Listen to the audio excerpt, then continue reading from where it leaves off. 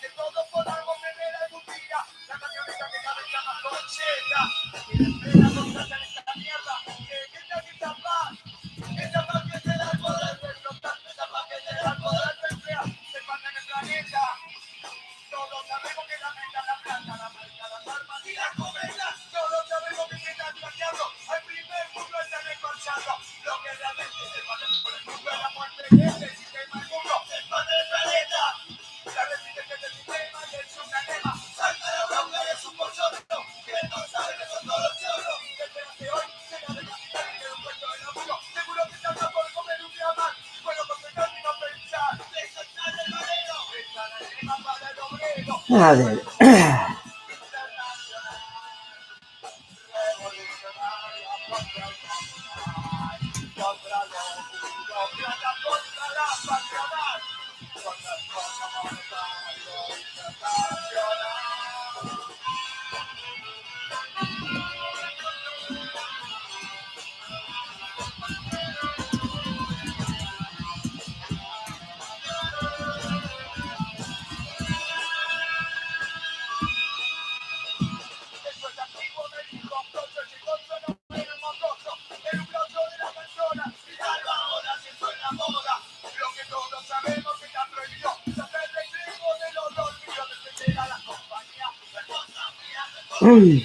Okay, sorry for that delay. I've never actually done this before, so this is not going to be the most technically brilliant stream that you will see today, but still, that delay right there was just so I could figure out where the hell the link to the stream is. So, welcome, bienvenidos, willkommen, 환영합니다, 요koso to the Untitled Anarchist Seagull channel. I am your Untitled Anarchist Seagull, though I don't look it.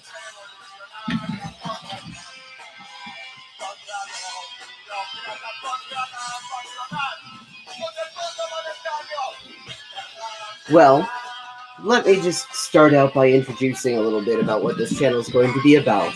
It's going to be somewhat of an eclectic channel, by which I mean I've got quite a few interests that are going to sort of come up as they come up. I mean, this is going to be about languages, it's going to be about anarcho-communism, it's going to be about, say, the horrible fucking conflagration that's going on at the moment in Australia, and the one that seems to be getting ready to get reignited in Iraq and Iran, and what we can do about all that shit, and also about languages, which you'll find is, in fact, this is going to be a multilingual channel. Sometimes you're going to, bueno, lo que pasa es que, bueno, de vez en cuando resultará que estoy hablando en castellano, oder es kann ja auch sein, dass ich halt auf Deutsch mal so streame.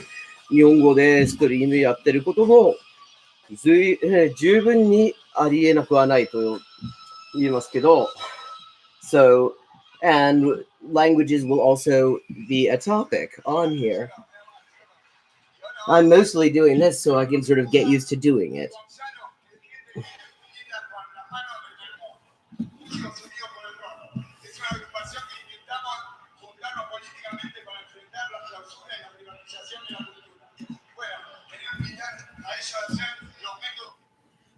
For anyone wondering what that song was, that was Organización by Las Manos de Filippi, a great band out of Argentina, who actually in their lyrics openly call for people to pirate their songs. So that's an open invitation, and I take it gladly. So...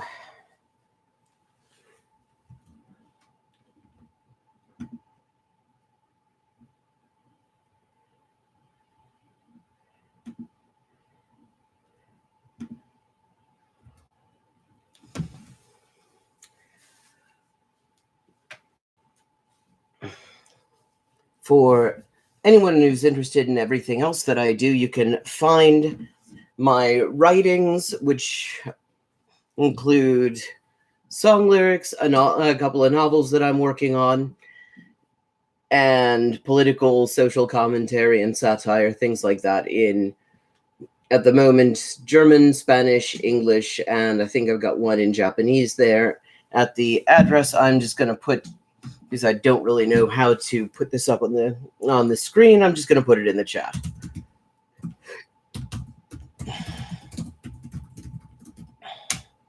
So that's where you can find all the things that I do that I'm actually somewhat better at than this, mostly because I've had more practice. So, I think I might wait just a little bit, see if anyone else is coming, maybe put on a little bit more music while we're doing that. Let's see what we've got here.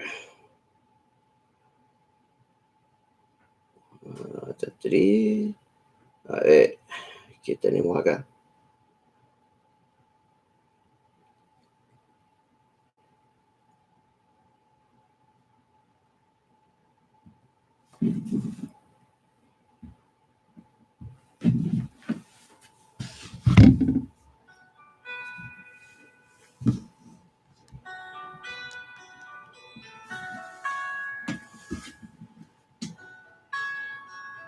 So,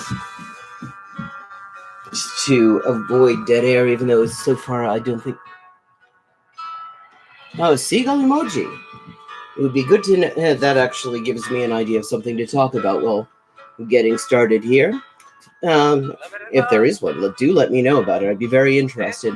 The reason this is called what it's called is two things. One thing, apparently calling things untitled and a well-known and somewhat annoying bird actually seems to do fairly well. And for another thing, I've always thought that seagulls were a really underutilized anarchist symbol. I mean, they are at least as stroppy as any sabotage cat that you can imagine. Oh, is that a seagull? Or, looking at that, that's some sort of small blue bird creature, I think. Perhaps a blue bird, although not... What the hell do blue birds look like? I'm really bad at identifying birds. Yeah, okay. Well, when you bluebirds are seagulls, and before you feed them after midnight, as it happens. I mean, I'm not talking about the sort of seagulls that you get in, say, eastern seaboard of the U.S. Basically keep themselves to themselves. I'm talking about the herring gulls.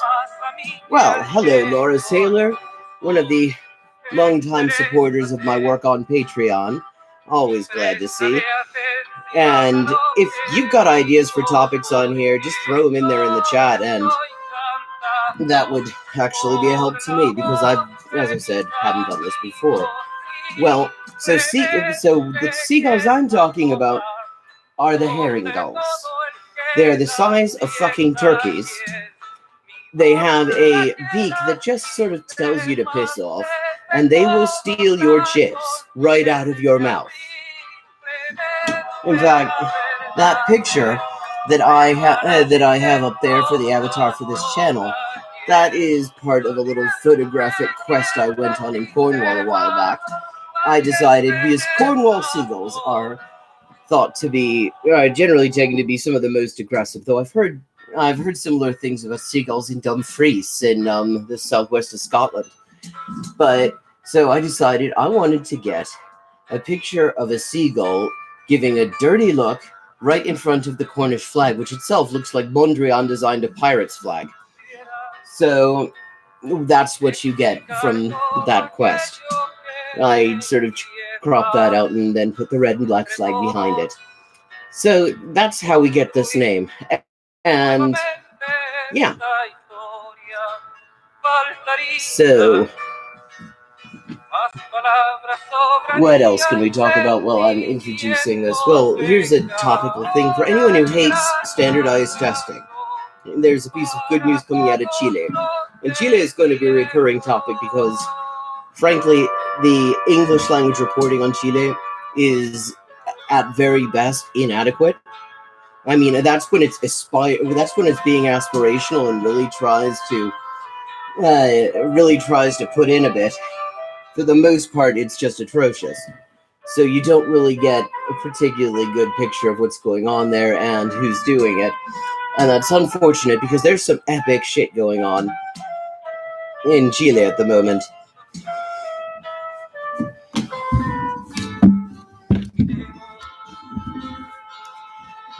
Today and this week, it's the end of the school year, and the hated PSU test is supposed to be administered. This is this test. Basically, I mean, they've done maps of the scores of students get on this, and the only thing it really measures effectively, the only thing you can really get a good it's a good metric for is what part of town you're from.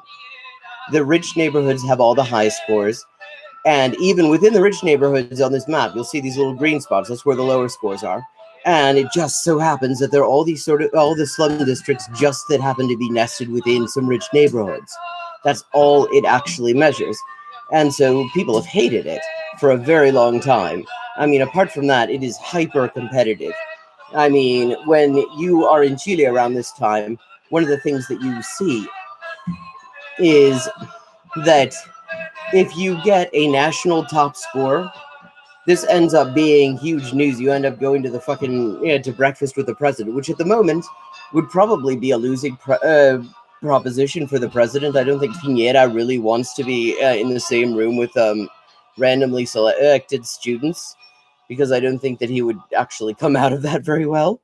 He seems to be mostly trying to avoid the public because his approval rating was at 4.6 not too long ago, which is equal to the alcohol content of Corona. But since then, it's dropped, and some studies are actually saying it might be around 0. But okay, so this test has long been a focus of contention in the student movement. The secondary students absolutely hate it because it's more or less ensures that poor kids are not going to university.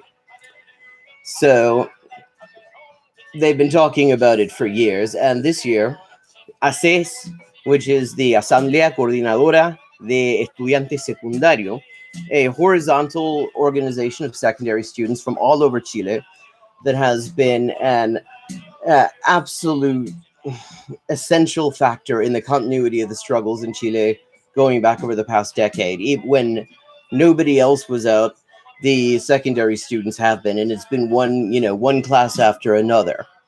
So they worked out that if you can't actually administer the test, then you can't be failed for not taking it. And so they've been occupying the buildings where the test was being administered to prevent it being taken, and just in order to make sure that it can't be rescheduled.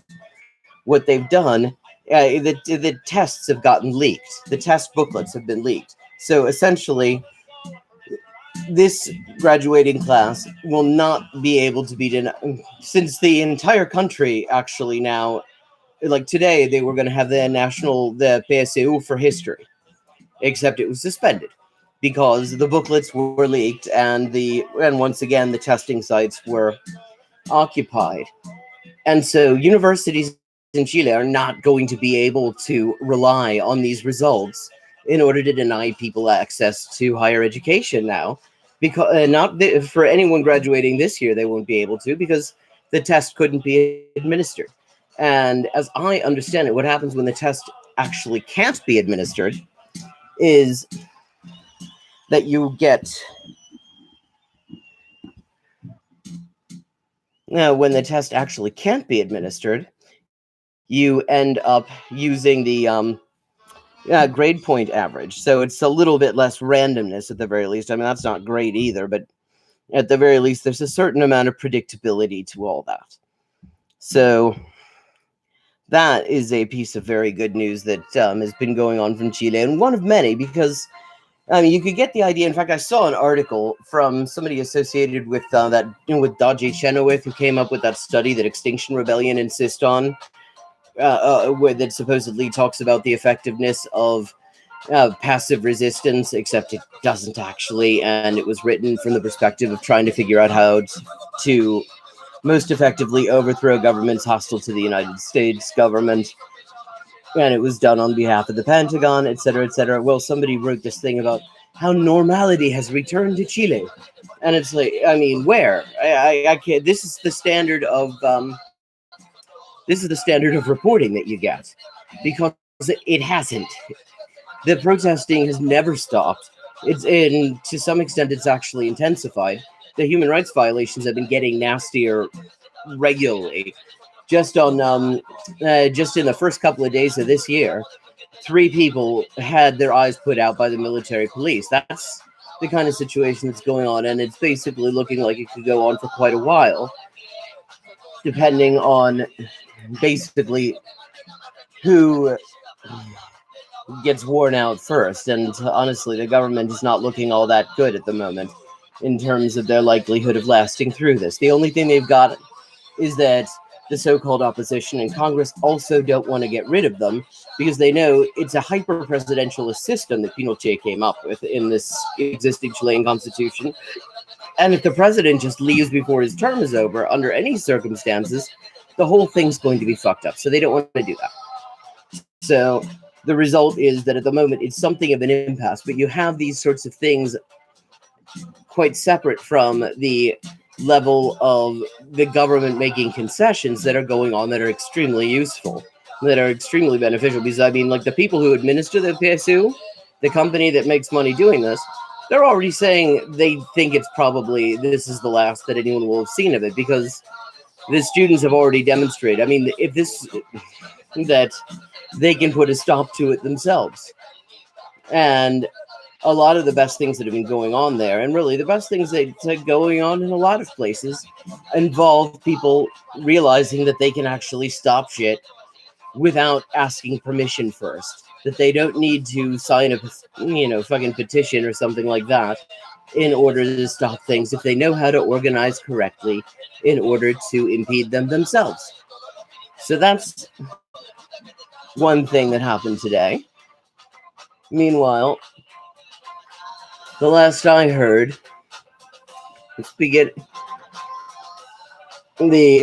somebody has been doing an excellent job of keeping Trump away from a microphone.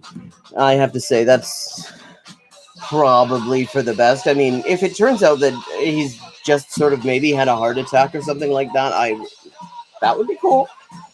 We're not gonna lie. I mean, I think, yeah. So somebody's managed to realize that this was going to be an extremely bad idea. I tend to differ from the analysis that I've been hearing in a lot of places. I mean, a lot of people say that this is, Trump did this in order to distract from the impeachment, like Clinton did with the attack on Iraq back in, 98. Now, I don't think that's really the case. First of all, the impeachment is basically sorted from his standpoint. It was going to a Senate that's never going to impeach him.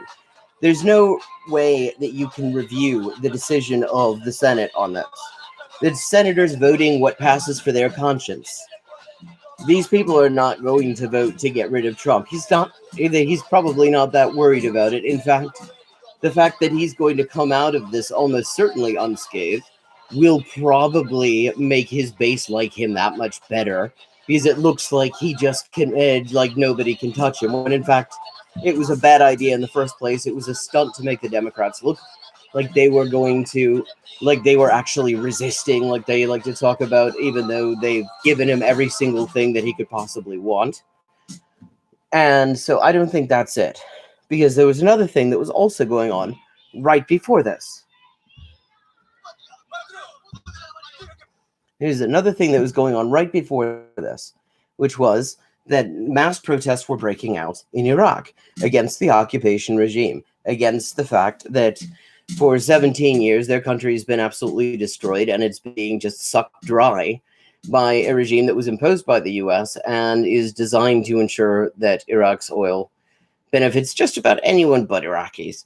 So, I mean, and the fact that it's because it's a foreign imposed and completely a regime based on just absolute, just extreme sectarianism. I mean, it's basically I mean, the US just decided to take the blueprint of the Orange State in the north of Ireland and apply that to Iraq in hopes of creating divisions. I mean, that was something that had been overcome back in the 1950s during the struggle against Britain in Iraq. And the US brought that shit back, and people have not really been happy with that since. Even as they've disagreed on other things. You look at the polls there, the one thing that people actually overwhelmingly agree on is that the US is the cause of a lot of the worst problems in the country and needs to leave as soon as is actually physically possible. But the U.S. had managed. But there was an impasse. I mean, which comes from the fact, in large part, that the U.S. basically committed genocide there and utterly decimated the place, and all sorts of other shit was going on. So there has not really been a serious challenge within Iraq to the U.S. occupation of the country until just this past couple of weeks. All of a sudden, there has been a major challenge to the continued U.S. occupation of Iraq, including actions against the U.S. embassy, which, I mean, it hasn't been talked about in a very long time. When the U.S. first built this so-called embassy complex, the Green Zone, it got a lot of commentary because it was the biggest so-called embassy in the world. It was basically a walled city from which the U.S. was ruling over Iraq. So, creating a situation where the U.S. proconsuls actually could not easily, comfortably stay there was already a huge challenge, and there were already actions being proposed against people in the puppet states parliament that are still supportive of continued U.S. occupation in order to just get the U.S. right the fuck out of there. Now, that was, I mean, and in fact, this is part of why, for the first time in a very long time, the war on Iraq, which has been going on for 17 years now, has actually had to be a subject in the U.S. media. I mean, the last time, that more or less ended back when Obama declared an end to U.S. media coverage of the war, when he declared that it was from now on, they weren't going to be combat operations, they were going to be called stability operations. So, and everything else was kept basically the same. And apart from large numbers of regular troops being replaced by, there's this pretty significant challenge to the U.S. occupation of Iraq. Well, the U.S. isn't going to be happy about that. Washington isn't going to be happy about that. They thought that was kind of settled. Well, one way, if one is in the mood, if one just absolutely doesn't give a fuck about consequences, and some people who are running the U.S. at the moment certainly don't seem to care all that much. The impression seems to be that they personally won't have to fear anything, so why the fuck not? I mean, one way you could do that is to try to actually escalate tensions, which are already at the level of U.S. acts of war against Iran, to create the risk of a shooting war in Iran with Iran that would necessarily be partially on Iraqi territory, because it also involves the U.S. occupation of Iraq. The U.S. would certainly be using Iraq as a base in order to launch that sort of an attack, and it would just very conveniently be a way of ratcheting up the repressive presence of the U.S. in there in order to crush this new challenge to the occupation. So I think Iraq has a lot more to do with what's going on what's going on in Iraq has a lot more to do with this than what's going on with the impeachment, because I don't really see all that much evidence that Trump's actually all that worried about impeachment. I wouldn't be if I were him, because the Senate's going to kill it. And the Democrats are they've decided to just do this whole song and dance number about, about procedure in order to distract from the fact that it was a given that no matter what the procedure is, the Senate's going to kill it because the Senate is overwhelmingly stacked with his supporters.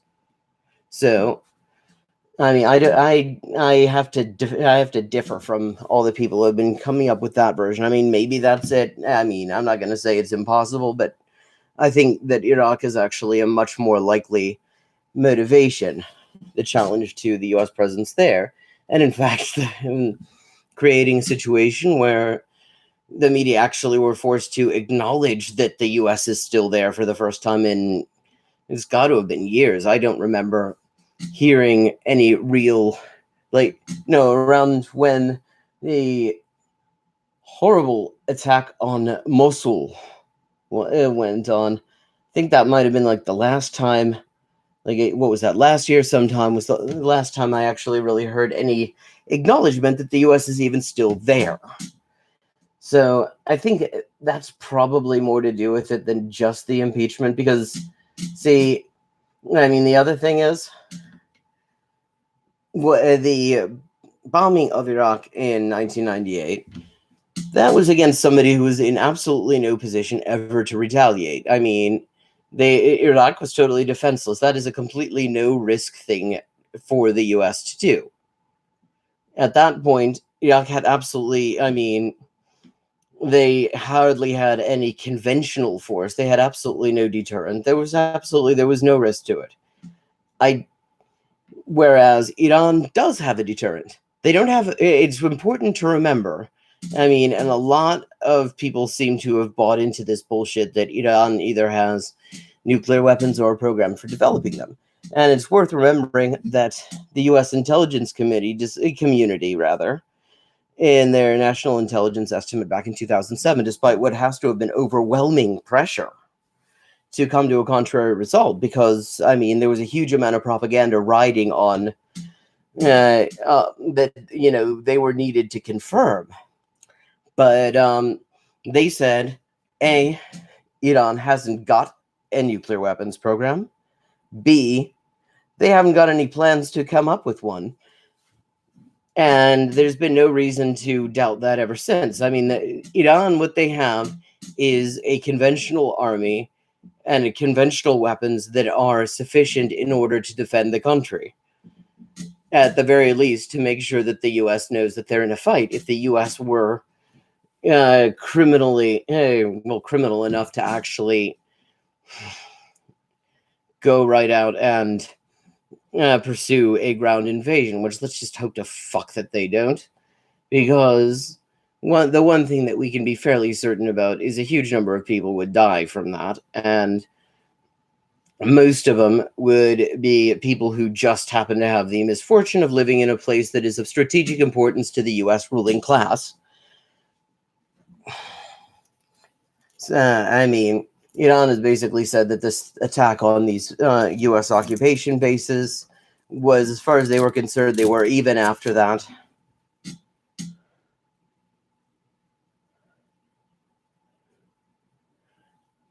Oh, this is interesting. Thank you. And really, feel free to sort of jump in with this stuff, because apart from everything else, sometimes I sort of waver off, and it helps to actually have some interaction to get some material going.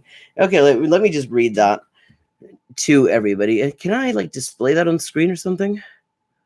No, I apparently can't, or maybe I can, but I don't know how.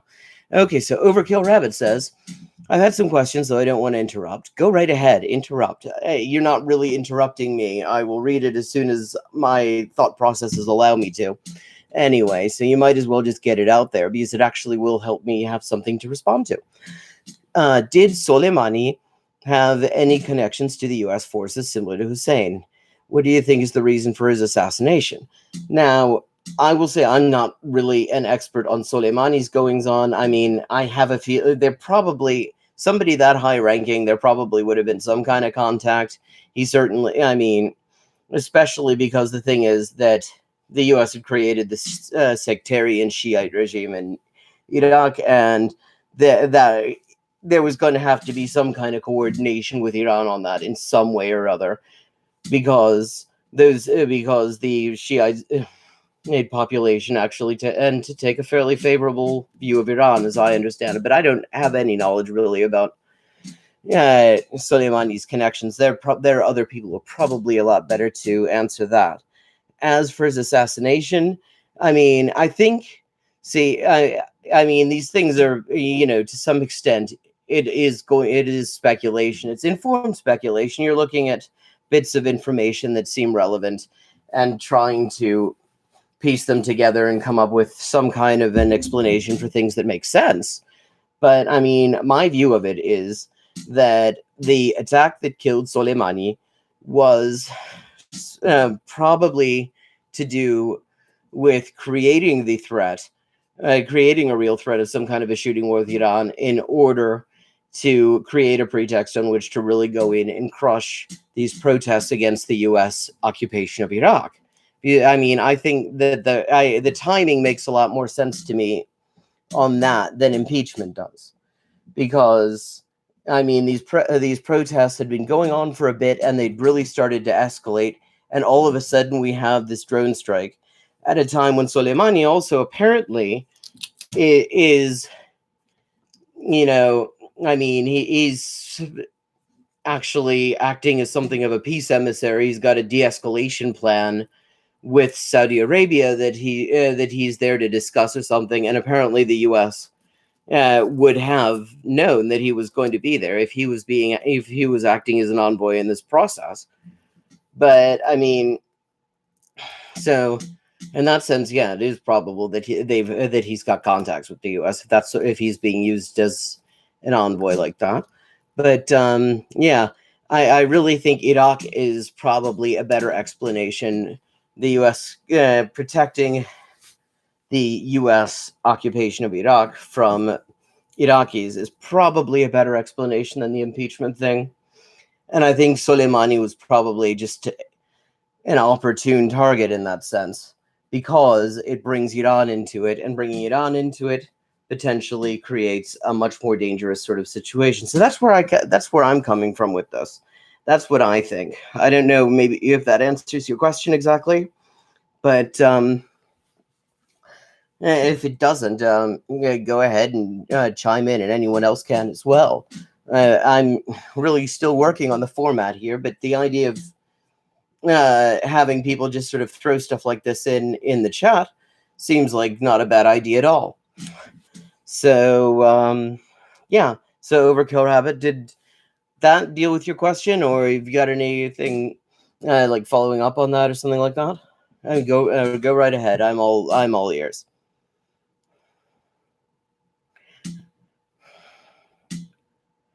Yes, and Jinjiri, I think, has it exactly right there. Continued justification of presence of the predatory U.S. in the region is necessary to ensure resource control. Yeah. I mean, the U.S. needs some level of fighting going on. I mean, the oil industry makes much more money when there is fighting. You look at the prices. I mean, this is where a lot of people really start to get it wrong when they talk about U.S. dependency on foreign oil or whatever as the cause for wars.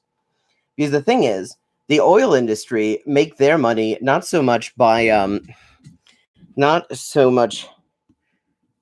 by getting the oil out and selling it, as they do keeping it in the ground and controlling the amount that is actually released onto the market at any given time. So you need an explanation for that. Otherwise, customers eventually will start to see through it and get pissed off. So it helps to have a situation where the region where so much oil is from is just constantly a powder keg. I think that there is a lot to do with that. And of course, the arms industry do very well off of it as well. I mean, and you can see that when it comes to U.S. backing of the their Israeli client state, you see that as well, because they when the U.S. sends weapons to Israel, first of all, they send money, and that money goes to U.S. arms companies, almost all of it. And what those arms companies do, these various weapons firms, is they turn around and go to Saudi Arabia, they go to Egypt, and they sell the last year's model to them. it keeps the demand going, and basically everybody who's making money off of death or environmental destruction is quite happy with the arrangement. I mean, the idea that something that impedes smoothly getting the oil out of the ground in the Middle East would be a problem for the oil industry, I think really misunderstands how it works. I mean, I think that's sort of yes, and live testing of weapons is always a popular thing. I mean, that's basically a lot of weapons firms actually boast in their PR material that their weapons are being tested on Palestinians. I mean, Gaza is sort of a proving ground for basically everything that the U.S. and Israeli, which they're basically the same, even Israeli firms are largely owned by U.S. capital. So when we talk about the U.S. firms and Israeli firms, in the end, there's a huge amount of overlap there. But I mean, essentially, Gaza is being used as just sort of a testing ground for these industries. And as long as there's some hint that things could kick off, you can justify the oil prices going up. And in fact, I had just seen earlier today that the oil prices are on their way up right now. Wow, I know I'm shocked.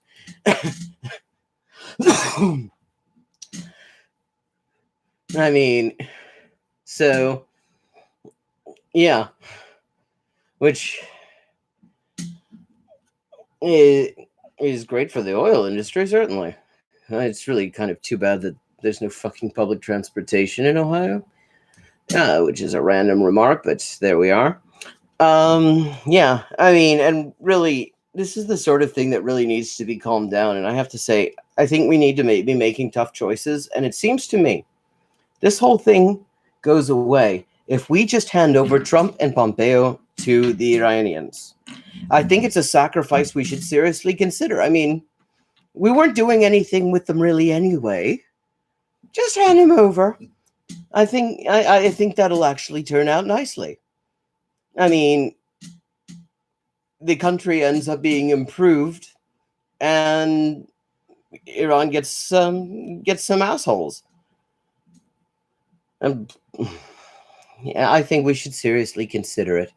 I mean, well, I have to say they're doing an excellent job of trolling people with this thing where it's like, bring us Trump's head and we'll basically eliminate your student loan debt and that of everyone you know. I mean, I have a feeling that it seems to me quite a bit of the population would have been happy to do it for free, but I mean, throw in $80 million.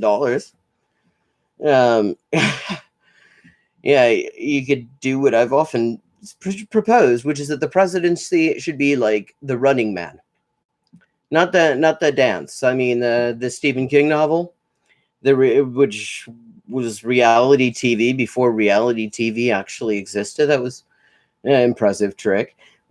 So, you just elect somebody that everybody would be glad to be rid of, and then whoever is the first one to get the bastard gets a prize. I think it is a model for the electoral system that we really ought to consider. And we're not all that far from it anyway, because basically the ruling class won't let us vote on anything but hate figures anyway. I mean, I see all this shit about how we unexpectedly Sanders might actually get the nomination. Yeah, it would be very unexpected for me because of the way these fucking nominations happen.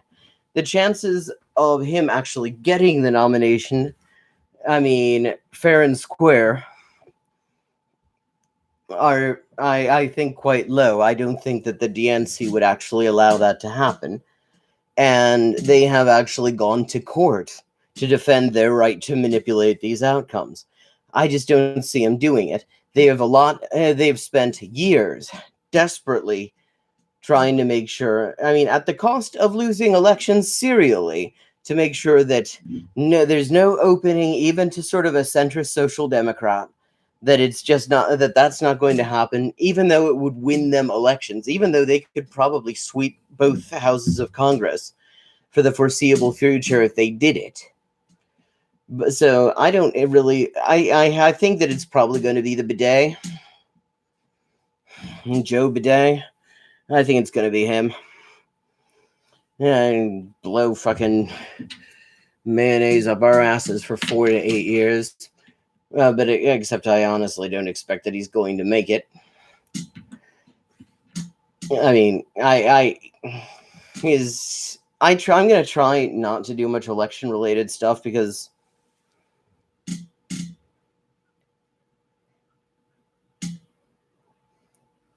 I'll get to that in a second. I just want to finish this one bit, but that's a good question. It's an interesting one. And I mean, chime in with your thoughts on it too. It sounds like you've been thinking about it, but okay. Not B-Day. I don't know how to put graphics up on this thing. As I said, this is not like the most technically high quality stream that you will get. The content, I hope, is rewarding, but I don't know how to do very many things that are involved in doing this really well with in terms of the visual appeal of the thing, including I don't have a long enough fucking cord to plug in my DSLR so I can get a better image quality than this, and the lighting's horrible. But yeah, where the fuck was I? Yeah, I'm trying not to do a whole lot of election related stuff because I don't. Yeah, I honestly think that there are much more important things to be focusing on, and like the fact that not a single one of these candidates, even the fucking farthest most officially sanctioned left opinion, Sanders, none of them is even trying, even proposing to meet the IPCC's deadline for getting rid of capitalism before capitalism starts getting rid of us. We need to be realistic and realize that we're just going to have to shut this shit down. And we have a much better chance of getting what we need if we do it, rather than wasting all of our time and energy on elections that will, at best, not get us anywhere near where we need to be in order to just ensure human survival into the next century. But here's one of the things that I've just sort of picked up on, is that you notice that the whole thing around Bidet, whole thing around that is, well, he's the one who could beat Trump. They don't actually, all the propaganda is just away from anything to do with where he stands or who his hands are on currently, or, the fact that he's a little bit of a white supremacist, kinda, and, misogynist as fuck, and, his policies, you really couldn't distinguish him from Trump, except they're probably a little bit better phrased. But yeah, the reason that they do that, and here's the thing: if you're now, it's reasonable to look at that if you were going to actually look at assess primary candidates. If you gave a fuck about that, which honestly, I don't. I really don't. I used to be. I used to, but I got over it, and I feel better for it. Yeah. So the thing is that when the only argument that they've got in favor of a candidate is he's the only one who can beat Trump, which is bullshit. I mean, like, a pair of rotten gym shorts could beat Trump. He's the most hated person ever to be in the White House. But the thing is, that's bullshit. The reason they're doing that is because there's literally no other argument to be made for them. And the reason it's bullshit is because when that's the only reason that somebody gets the nomination, it's not going to work in the general. It's not going to work in the general for a very simple reason. Because in the general, it's not a matter of choosing who you think is most likely to beat Trump. That's completely irrelevant at that point. It's who's actually going to, deceive the working class abstentionists into voting, whether anyone's going to be able to. And the thing is, Trump-Biden election will not. I mean, the large working class abstentionist community, and if you look at it, there's studies of abstention here and other places, and they're really worth reading, because the thing is, on the whole, people who don't vote in the U.S., are actually more able to accurately connect candidates to policies than people who do. And people who do are more likely to have more money, which is why they have more of a stake in the fucking thing in the first place. So the thing is, if you actually wanted to win, the only thing that you can possibly do is mobilize all the working class abstentionists, give them a reason to falsely believe that they're actually that this is actually one that matters. And if you can do that, then you win. And if you don't even try to do that, you have Joe Biden's "fuck you plebs" fucking campaign. Yeah, you gotta get up there. I mean, he just recently was telling Democrat voters once again that they could fuck off. I forget what the subject was. God, it was something. I mean, what subject has he not done it on anyway? But yeah, so I'm not going to really do election things. But the German response to the situation. Now, I'll have to say, I am a little bit slow getting up to date on some of this. I haven't actually really seen anything from Germany on it, so I can't be too detailed. But opposing the U.S.'s actions while having a nominally supportive stance of Israel, yeah, that sounds more or less. Actually, given who's running Germany, I'm surprised that it went that far. Because the thing you have to know about Merkel, okay, let me just make entirely certain of something. Because she's supposed to be stepping down anytime soon as leader and therefore as chancellor. And I just wanted to make absolutely certain that hadn't already happened and I just missed it. Yes, she's still chancellor. She will probably be chancellor for fucking ever. But okay, so back in 2003, she was not chancellor. Fortunately for Iraq, fortunately for Germany. Unfortunately for Germany, Gerhard Schröder was chancellor, and he was horrible.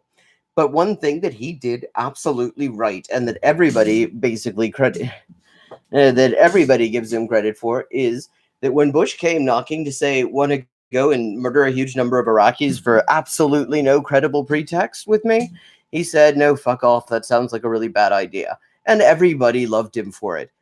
I mean, he actually managed to get a little forgiveness for the fact that he was destroying the welfare state and creating the largest low-wage sector in Western Europe, just for, at the very least, getting that one right. Well, Angela Merkel, leader of the Christian Democrats, she didn't like that.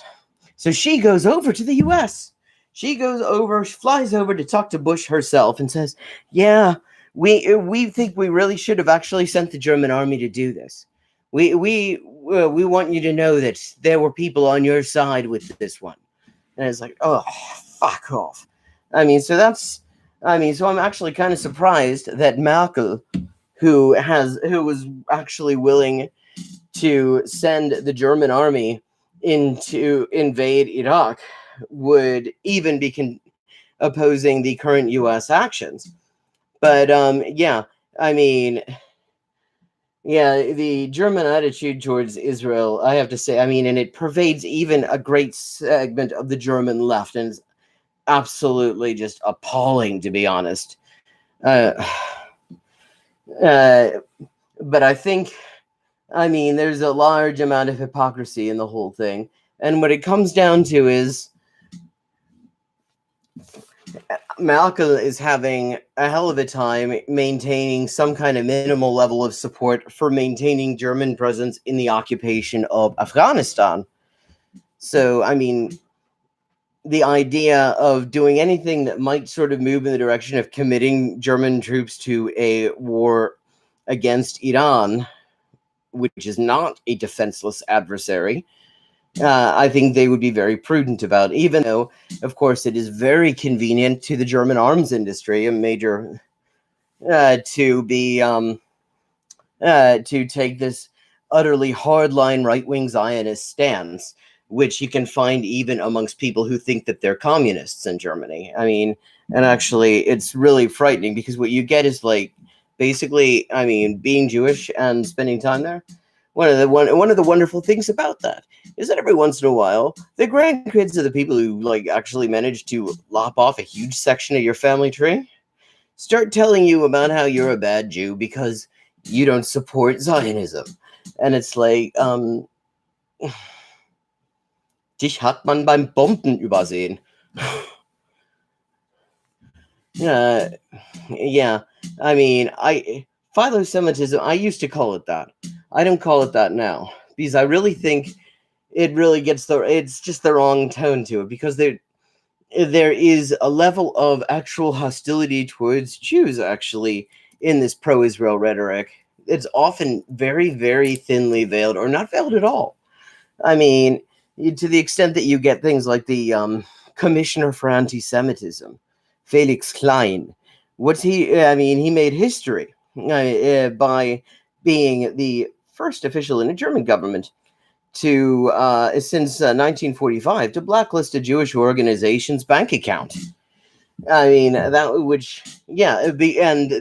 idea is that he was supposedly fighting anti-Semitism by doing this. And this is the sort of shit that, I mean, the whole German approach to these things, it really, I mean, da greife ich einfach nach meinem Browning. Da habe ich aber keine. Und ja, also, das ist halt, das ist dann blöd, dass ich nach etwas greife, das ich gar nicht habe, aber so ist mir dabei. I mean, but so I think they're basically talking out both sides of their mouths. They don't want to get involved in this because they don't know what the fuck this is, because nobody really knows. I mean, I think even though Merkel is happy to send the German army into aggressive criminal wars that are actually directly violating the German constitution, which says that the German military can only be pulled out when Germany actually gets attacked. But she would be happy to do that. But the thing is, it's too unclear what this is likely to be. It is just far too unclear what this is likely to be for anyone to want to commit to anything. Because, I mean, it's better to be talking about the need to be prudent or something like that, because I mean, this could be a real shitstorm that would really potentially dwarf utterly what the U.S. has done in Iraq, what's happened, and in Afghanistan, where really there has not been a huge amount of military deterrent present, though there's still enough to keep the U.S. busy for a very long time, and fuck them, honestly. They're not our troops, they're their troops. Our troops, you know who's our troops? Because you can find them at home fucking up Nazis. No, those are our troops. Because the thing is, you can only defend our freedom in some place where our freedom can potentially be won.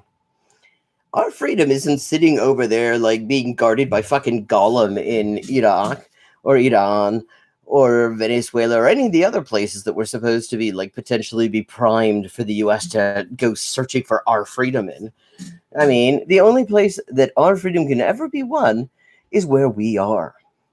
And the people who are fighting for it are people who are fighting for it right here. And they're fighting against the people who give orders to our troops. So yeah, fuck them.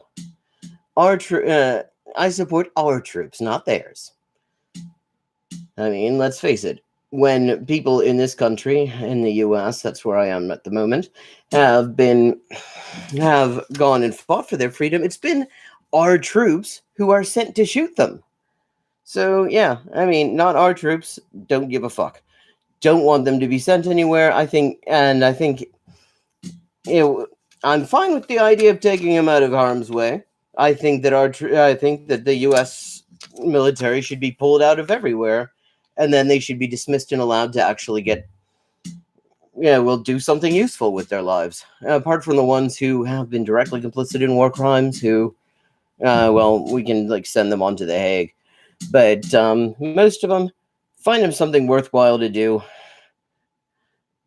and just break the whole thing up. I mean, apart from everything else, every single time the U.S. Army farts, it's actually bringing us that much closer to climate apocalypse. Yeah. The quintessential difference between police, military, and community protection. Yeah, I mean, I'm being, yeah, and community protection can only come from the community. Yeah, I mean, definitely. I'm being somewhat facetious when I say our troops. Actually, I mean, but I think in the sense of organized defense against fascism, against, and hopefully increasingly against their state adjuncts in ICE and the Border Patrol and the rest of those shitbags. I mean, I will jokingly call them our troops in comparison to the U.S. military, who, I mean, honestly, there's absolutely nothing that can be said about it that hasn't already been said about a toxic megacolon. By the way, Overkill Rabbit, have we spoken before and this is a new name of yours? I'm just curious. I mean, it's like I detect something sort of familiar in the speech, but I'm not sure. So, or did you just sort of randomly happen upon this? In which case, welcome, because you've really been a big help on this, because half of it is filling the air.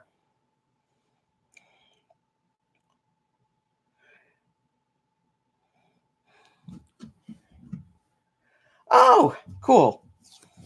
Well, welcome. Glad to see you here. As I get better at this, I think this is I'm going to try to do this more regularly. I'm going to be putting out more content.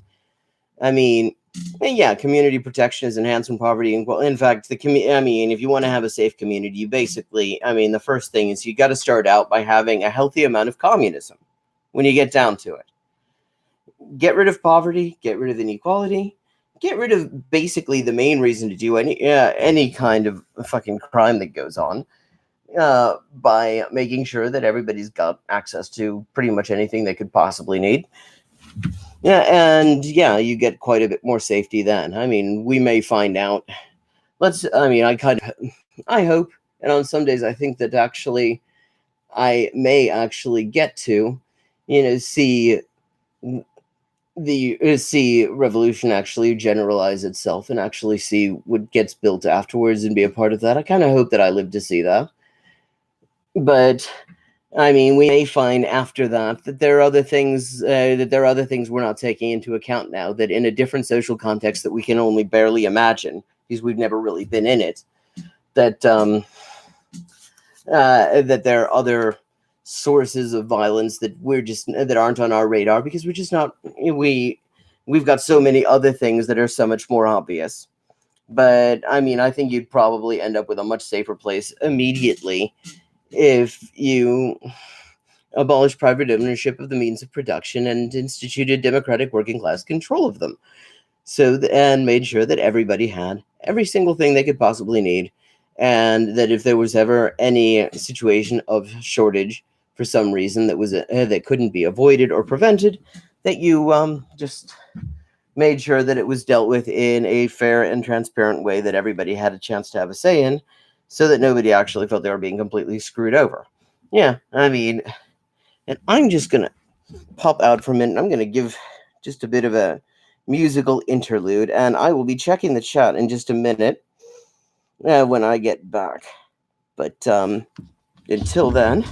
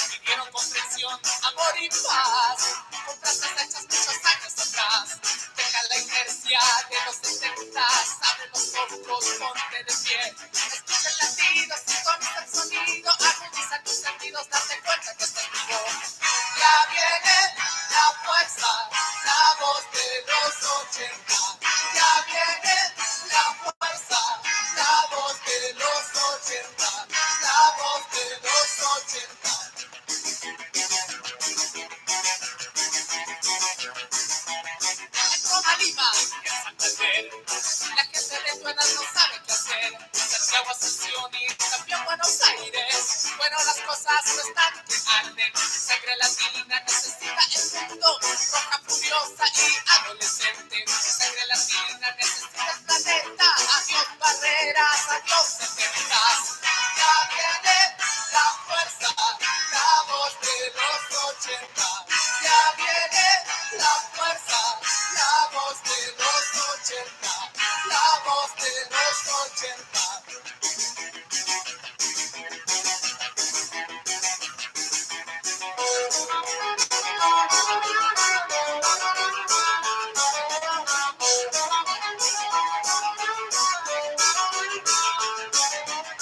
Enfermedad del plástico, seremos fuerza, seremos cambio. No te conformes con mirar. En los 80 tu rol es estelar. Tienes la fuerza, eres actor principal. De las entrañas de nuestras ciudades surge la piel que vestirá al mundo. Ya viene la fuerza, la voz de los 80. Ya viene la fuerza, la voz de los 80. La voz de los 80.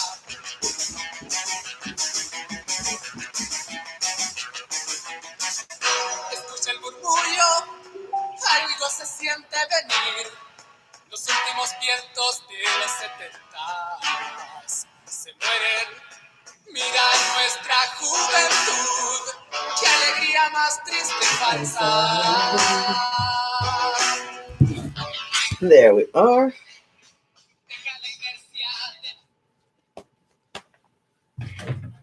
That was La Voz de los 80 by Los Prisioneros, an iconic band from the 80s in Chile who are pretty much the most intergenerational band you can find.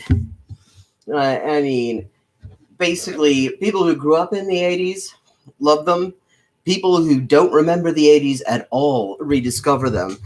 I mean, in fact, that one of their songs, El Baile de los que Sobran, ended up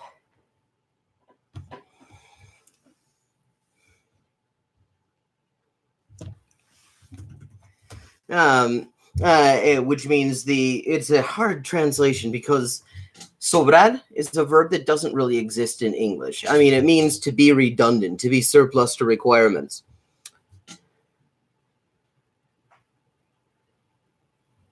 Okay.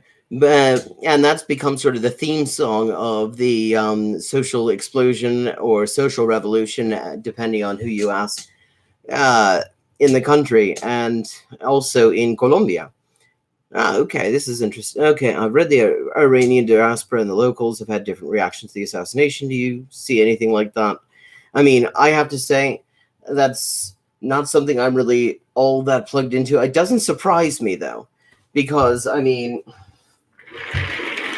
a lot of people came to the U.S. from Iran after 1979, and they were people who, in many cases, were... There we go. Getting tired being on my feet this whole time, who were in many cases connected to the Shah in some way, or who were supporters of it, or simply did not like what ended up replacing it, yeah, I mean, some of them are probably, I mean, like, I occasionally use Farsi as a language I'm trying to learn, and I know enough to really... It's not actually hard because people are sort of not used to foreigners trying to learn it. I know enough to impress random Iranian people who I meet, but I don't really know a whole lot. But I try to get books to sort of learn, and there are Iranian bookstores that sell books in Farsi in the U.S. And I've noticed that Reza Pahlavi, the Shah, often is very heavily praised in some of the books. I mean, there are pictures of him. There are books, biographies of him that have portraits where I mean, it looks like some sort of fucking hero as opposed to the worst human rights violator of his day. So I mean, you've got that, and you've got people who, I mean, there are people who don't really like the Islamic Republic, but weren't fans of the Shah either. Because the thing is, what happened was, I mean, you had a coalition of people within Iran that formed a fairly disparate one. I mean, you had you had sectarian groups, you had communists, you had a whole lot of others as well. And the question was who was going to end up prevailing once they got rid of them. They had to actually form something, and it turned out that the sectarian groups tended to actually have a little bit significantly more capacity to gain the upper hand on that. So, I mean, you get people who didn't like the Shah and also, I mean, didn't like what came after him either. I mean, and there's certainly plenty of people like that. I mean, there's plenty not to like about the Iranian government. It just happens to be the fact that it would be virtually fucking impossible for any Iranian government to come even close to the US on human rights violations, because the US has a whole lot of more countries to violate them in. But so, I mean, I can't really speak informedly about the Iranian diaspora and beyond that, but it doesn't really surprise me that there would be people who would be viewing this different ways, and they wouldn't all necessarily be people who were fans of Pahlavi. I mean, you've got people who, you've got plenty of people who don't look like the IRI either. So, but didn't like Pahlavi either, and had hoped that something better was going to come than what did come. But yeah, I mean, it doesn't surprise me because also, I mean, the thing is, you have the diaspora is made up largely of people who, I mean, of any country that has a large outflow of population. You get, I mean, it's people who generally didn't like how things were in that country.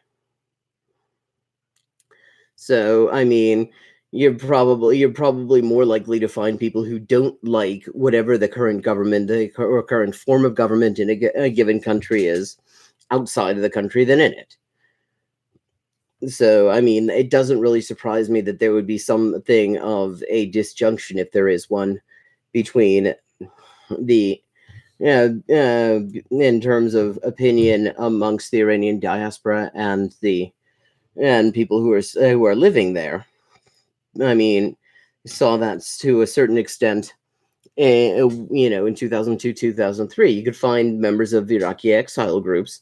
I mean, people like Chalabi, who, I mean, there were quite a few who said, that don't destroy the fucking country. And you had others who were saying, yeah, it'd be fine. Because in part they thought that after this it was going to be them. I mean, and you have people. You say you're going to have just about any diaspora is going to have a broad something of a difference in public opinion between them and people still living there. I mean, it was the same thing. The last time Chile was a huge exporter of its own population. You would basically find Chileans living abroad almost universally hated the government, whereas Chileans within Chile mostly hated the government. And it's the same sort of thing. I mean, you'd probably find the same thing with any country, that you'd be more likely to find people who really don't like the way the country's being run, living elsewhere than living there. I mean, I don't know of any studies that actually really have looked into this more generally. But I mean, that would never really surprise me. And so, yeah. But honestly, my knowledge of the Iranian diaspora is actually quite limited. So I wouldn't really hazard any more of a guess than that in terms of just how much opinion has swung in any particular direction. And there are other people who are much better informed than I am to be talking about that. But let's see.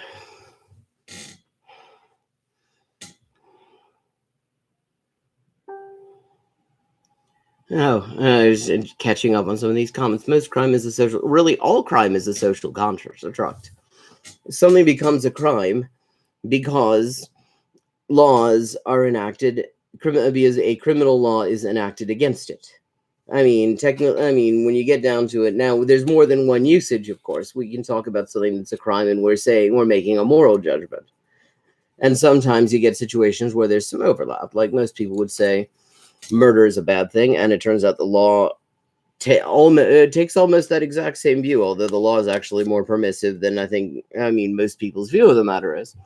But the whole notion of crime is really the result of the the way the legal system in a given place has been formed, and that's always going to represent opinion on the big end of town. Because the legal system is largely created by the people who have the power to actually really influence that, and so it's always going to be in their interest, which is how you get crimes like circumventing DRM. That's an offense. In some places, there are some somewhat reasonable exceptions in order to make it not completely dystopian.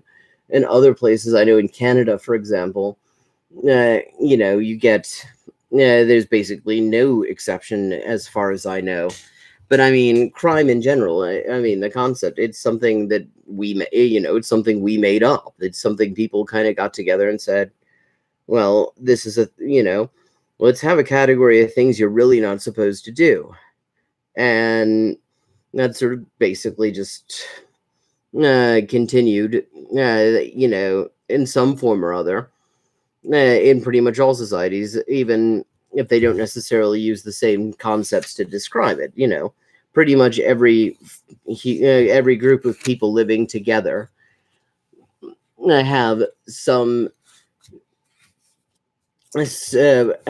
kind of understanding about how you're supposed to act. Oh, I had wondered. Yeah. So, really, when you get down to it, all crime is a social construct. It's just that some things that are listed as crimes actually kind of make sense to have them as things you're really not supposed to do. Go around murdering people, probably not a good idea. But really, when you get down to it, where the ruling class really kind of gets into that one is when it comes to to the defense of justification. For example, one of the things that I spend a lot of time on and have for a very long time in my life is comparative law, comparative criminal law in particular. And so I've looked at murder statutes from numerous countries. For U.S., Canada, Britain, Australia, Germany, both Germanys. I actually have the East German Criminal Code and the commentary to the East German Criminal Procedure Code over in my library over there. Japan, both Koreas, Chile, quite a few others. And one of the things that they all have in common, there's this, there's the concept of self-defense in there. And it's very broad. The basic idea is roughly equivalent. Its application is different, but the basic idea is the same. There's some sort of threat to your life or, bodily integrity that you don't have any other way to deal with. And it's okay. So then it's not considered an offense if you happen to use kill or wound somebody.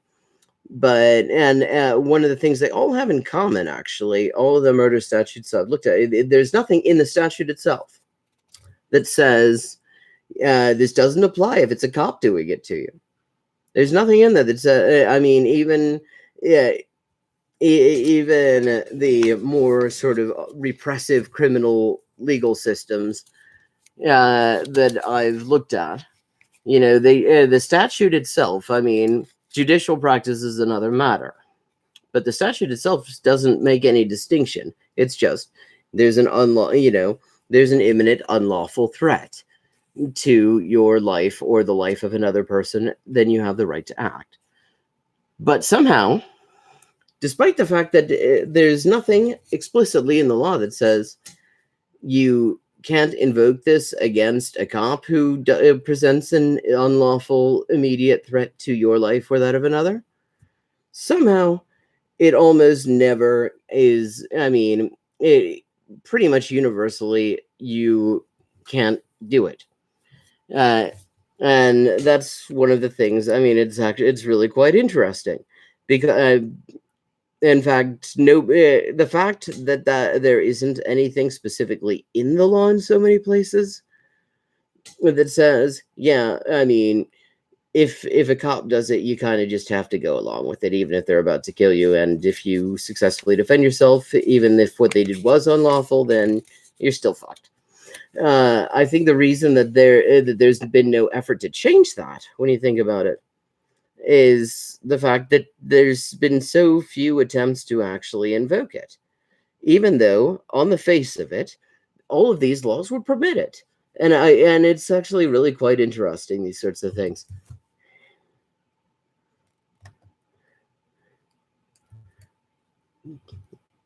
Oh, I've had a question. Somebody wants to know what these placards behind me say. Let me get a nice close up on those. You know, at some point I'm going to get a decent camera for recording this. So, we've got various placards. One of them I just used for a selfie in solidarity with the movements in Chile back when they were just getting started. I mean, when things were just kicking off in October. That's the one in the middle. It says, que por toque se muera el régimen que por toque naciera. Yeah, which means let the regime that was born by a curfew die by one. Then we've got crustaceans against Jordan Peterson. I think that is self-explanatory. Paco Culiao, which is Chilean Spanish for fuck the police. And then we've got 모두 다 위대한 칠레 케이팝 혁명투리의 또 굳게 뭉치자, which is Korean for let us all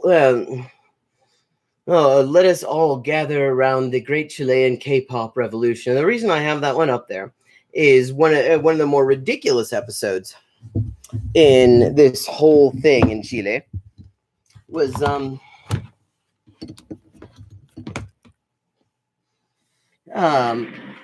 when the government announced that they had this big data intelligence report, and they were very proud of it. Hello, Jay Dornier, or Dornier. I hope I'm pronouncing it right at least once. And it was such an embarrassment that within 24 hours, the government had announced that actually nobody knew who actually commissioned the report. Dornier or Dornier? And one of the things it said was that K-pop was to blame for the social revolution there. K-pop, as in South Korean pop music. They had come up with this. Dornier. Okay, bang. Wait. Okay. So they had come up with all they'd done. I mean, this was no analysis. This was somebody dumped Twitter posts related to Chile. And what they came up with is there were a lot of K-pop fans in there. So somehow they came up with that this was the explanation. And if you listen to K-pop, I don't really. I mean, I've occasionally, but yeah, it's fucking bullshit. But so, of course, everybody in Chile spent several days taking the piss out of it. In fact, they had the biggest K-pop march in Chile in response to this, just to take the piss out of the government for doing this. Zayukan Winep Shill.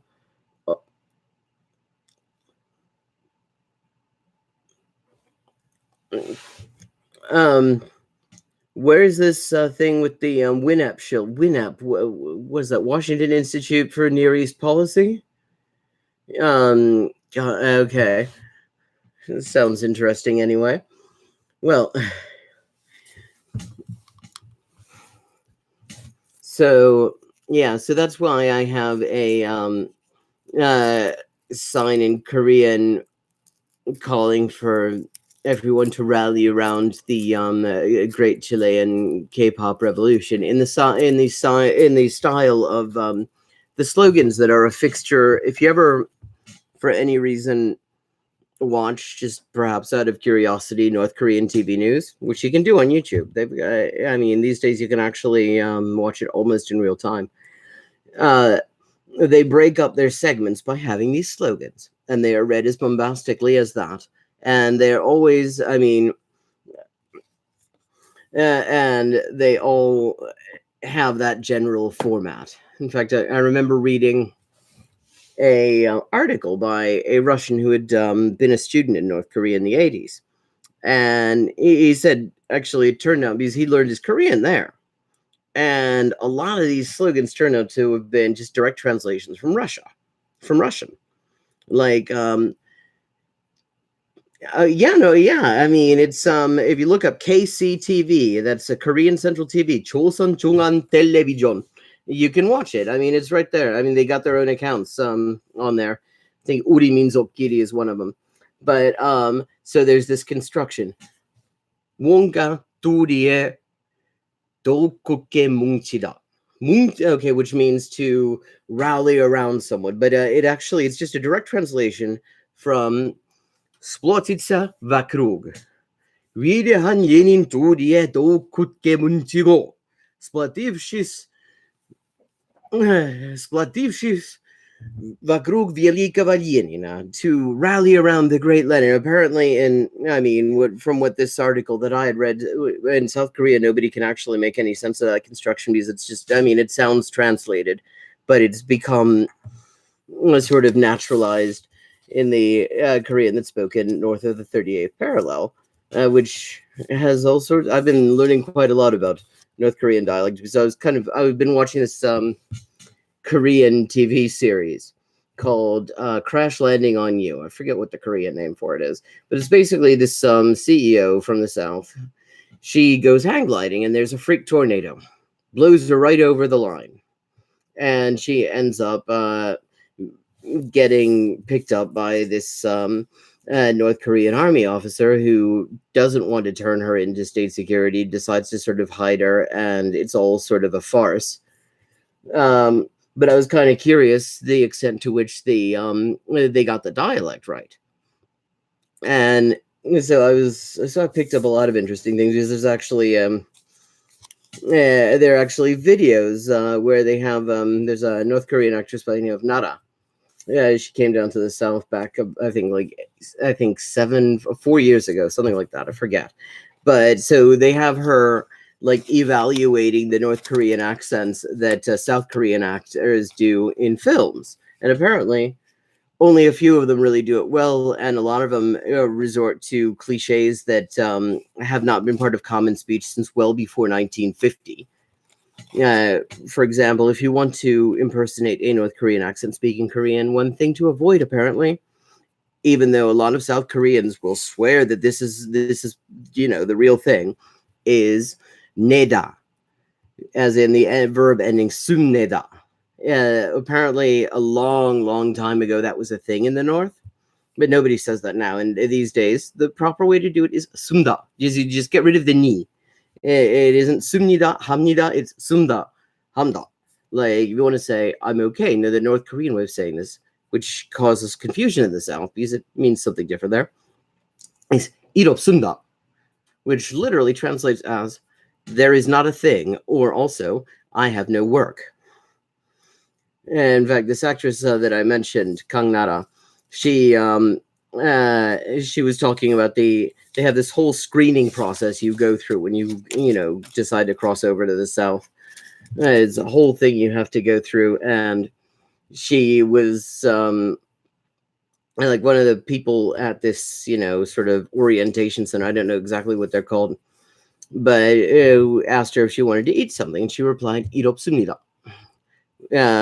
meaning I'm okay. Except to this guy, who you'd think he would probably know better because he deals with more North Koreans than the average South Korean, thought she was saying, I have no work. And said, of course you have no work. You just got here. And it involved a long period of explanation. But, yeah, so, although apparently exactly one of the actors in JSA does an excellent North Korean accent. I don't know how we got onto this subject. Probably something to do with KCTV and 위대한 Chile K-pop 혁명도리에도 굳게 뭉치자. But there we are.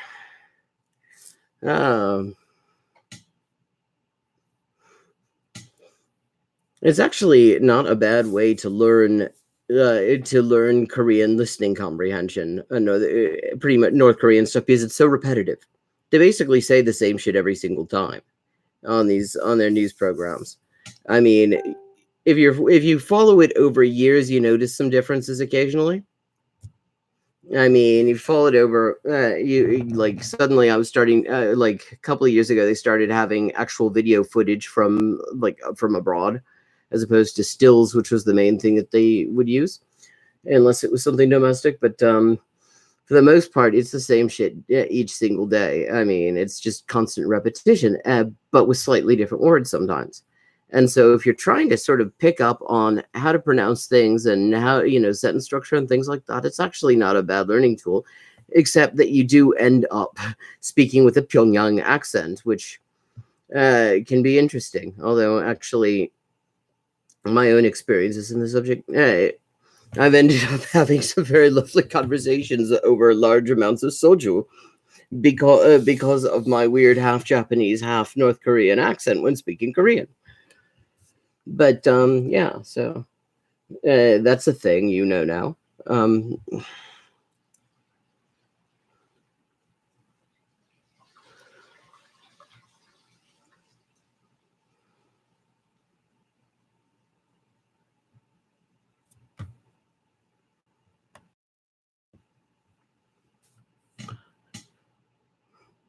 Actually, this is a better camera angle than I was. See, as I get better at this, I'm probably going to figure out a better way to to do the camera work, because although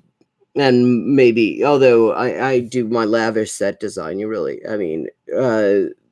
some random glass houses that are here for lack of any other place to be, some various bottles of wine, a teapot, and of course my pieces of flair back there.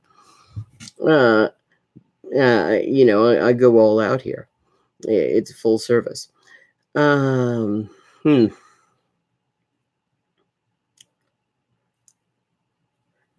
else have any topics they'd like to bring up? I like this thing. I like this thing where you lot in the chat actually come out and throw things to me, because it kind of keeps me going. It's easier to have somebody play off of.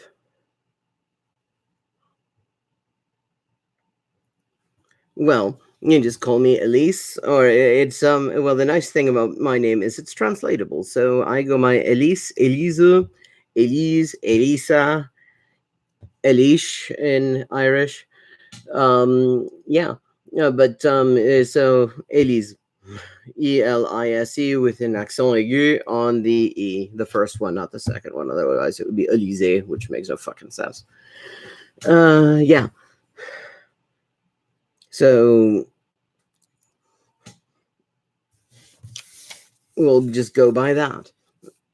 Or am I French? No, I'm not. And in fact, French people ask if I'm Belgian, which is weird because my accent is actually Québécois. I'm not Québécoise either, to be clear.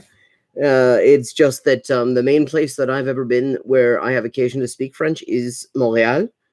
And so the accent kind of got stuck, and I actually sort of like it. I think Québécois French is fascinating. I think, I love the swearing in particular.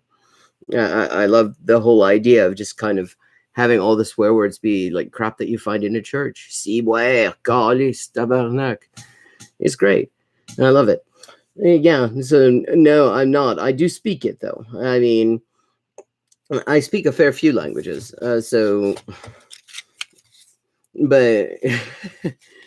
yeah, Québécois swearing rocks. I mean, and the thing about Québécois pronunciation as well, I mean, it's gone through changes, but really what you're getting there, I mean, it's a lot like, you may hear, people say that the English that they speak over on this side of the Atlantic is closer to what Shakespeare would have been speaking than what people speak these days in England. And the same thing's true with the French too. I mean, like the French, it's, you know, it's got all sorts of it's got all sorts of features in it, especially with the vowels that basically did not survive this long in metropolitan French because of the heavy Parisian influence. So you get things like the difference between, you get this ah sound in calice, which you know, in France they'd say calice, or in the south of French, calice. But yeah, and the and the e and all these different sounds that you get, like à dire instead of à dire and things like that. I mean, I find that kind of stuff fascinating. Manche Menschen können eben nur davon träumen, so komplex zu sein wie ein Tabernakel. Some people can only dream of being as complex as a tabernacle. Well, ja, c'est vrai, das stimmt ja.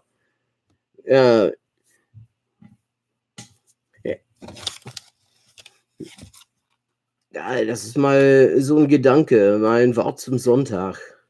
Ja, stimmt tatsächlich. My favorite thing in Wales, which is where I've spent a good deal of my time in the past few years, is they like to call their churches tabernacles.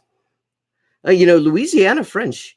I mean, the interesting thing about that is that you actually find that as well. I mean, you go to New Brunswick, for example. I mean, what they're speaking there is basically as close as anything to the kind of French they speak in Louisiana, because the Acadians got kicked out and they ended up going south after the English beat them, which is how you get the term Cajun. Acadien, Cajun. And really the kind of Cajun French, it has a lot of the same things that Quebecois has got in terms of the way the nasalization at the ends of words and things like that. That whole oh instead of the more sort of stable oh, you know. Yeah, I mean, I love dialects. I love non-standard variants of language and minority languages and things like that. I find them absolutely fascinating. I mean, and language is going to be one of the things that's going to be coming up on here. I'll probably do some things on like language learning as well. There will probably be things where I'm just mainly doing it in a language other than English. Actually, the first video I posted on here is one of my songs, which is in Spanish. It's my parody of the anthem of the Chilean military police, which I finally got round to recording like a couple of weeks ago. I wrote it 7 years ago. And I've been singing it at parties when I'm in Chile ever since. People fucking love it because everybody hates the fucking military police there. I mean, well, everybody I know, but these days, like literally everybody does. And so now, a friend of mine from Santiago, he was like, I don't like to feel like a hipster, but you know, I was hating cops before hating cops was cool. It's so fucking true. Nobody likes them anyway. I mean, they're probably on the way out. But yeah, so I'll probably do stuff about language. Well, probably there will be probably a fair bit of that. I'll probably like combine things as well. I mean, it's going to be whatever things seem worthwhile to do and what I have the energy to come up with. And, you know, if I hear an idea that seems worthwhile, and fuck it, I'll probably may just throw it up there on the board. And when it progresses to the point where I can actually make a thing out of it, then, well, I will. I mean, I'm hoping that I can make this more of a regular thing, but yeah, so there we are. On peut tout faire.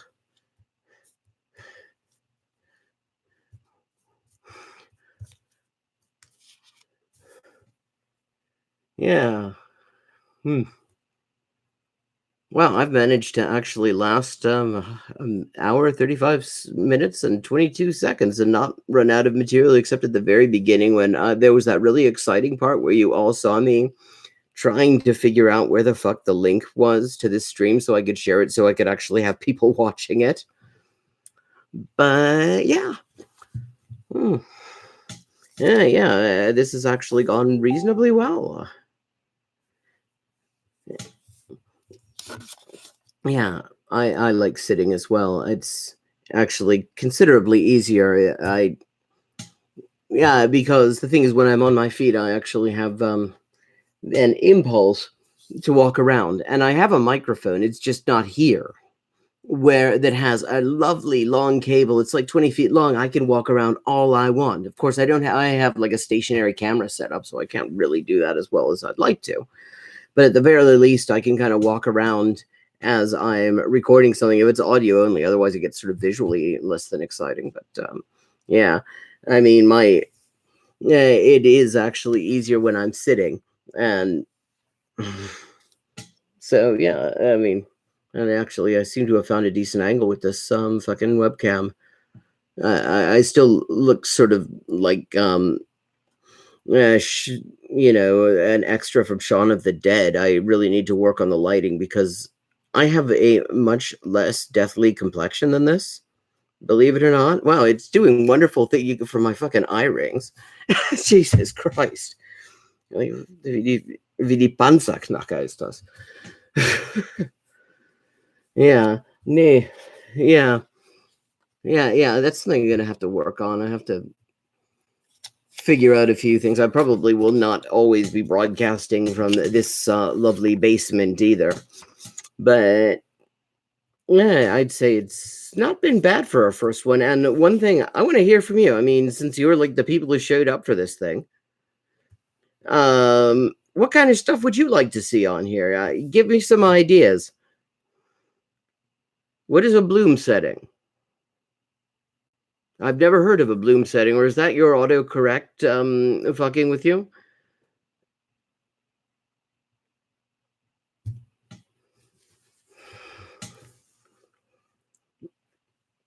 Also, welcome, Vague Hope. Oh, what red wines are sitting there? Oh, yeah, I mean, exposure, but the problem I have here, exposure-wise, is okay, setting in video games for lighting. Yeah, I mean, what I have here is actually like the sort of atomic fireball level lighting here. I mean, and it's all fucking fluorescent too, which is why it's doing just such absolutely wonderful things for my complexion. What red wines have we got? I've been asked. So we have 1985 Napa Valley Stag's Leap Wine Cellars. We have. This looks very nice. Ménage à trois. Merlot de Californie. C'est-à-dire, pas Merlot pour de vrai, mais. Ouais. We have Chardonnay Champagne, Brut Cuvée from California. So, yeah, more Chardonnay than Champagne.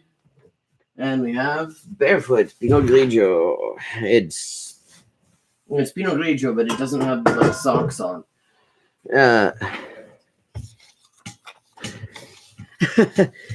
Xenofeminism. I feel like I heard the term before. What is it exactly? Maybe clue me in here. Oh, and thank you. Yes.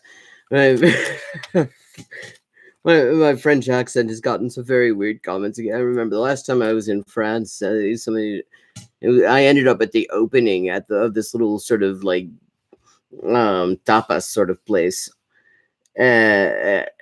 I'd gone there because it was the address of what I thought was a Chilean restaurant, and it wasn't open. And then I got my nails done opposite it, and I asked, what's the deal with this place? Are they ever open?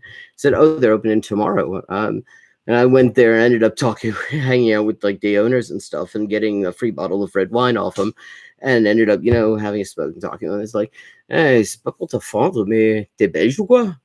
And because apparently in Paris they can't tell the difference between a Belgian accent and Quebecois. I've also heard Parisians claim that they can't understand a Marseille accent, and actually that's got to be the clearest spoken French that I've ever heard, because they fucking enunciate everything. So, okay, Vague Hope.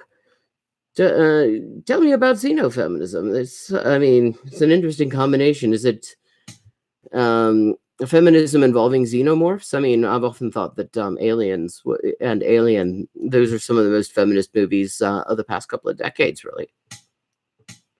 So, Donna Haraway's work. Honestly, you've got me at a disadvantage there. Is it something that I should check out? Is it good? Always glad to add something to the reading list.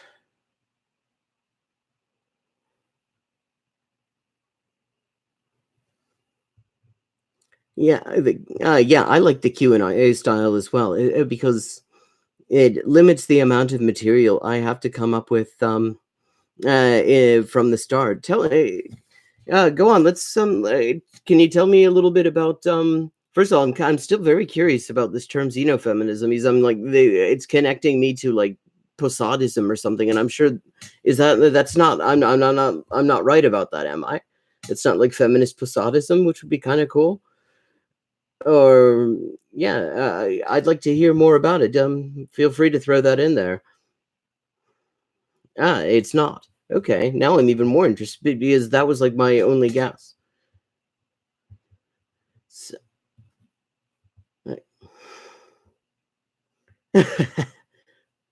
yeah, well, I'm always sort of when it comes to post left. I mean, no fucking UFOs. Actually, yeah, DS9 is actually reverse posadism. Yeah, humans go out to space to bring communism to the Ferengi. I mean, honestly, I haven't spent a whole lot of time with with the concept of post leftism, but I have to say I often have seen it in contexts where like I felt that I didn't necessarily Juan Posada. That is a joke only a few people in this chat will be getting, I think, but it's a good one. Um, yeah, I mean, I don't know. I kind of get a little bit. Yeah, some of it seemed a bit.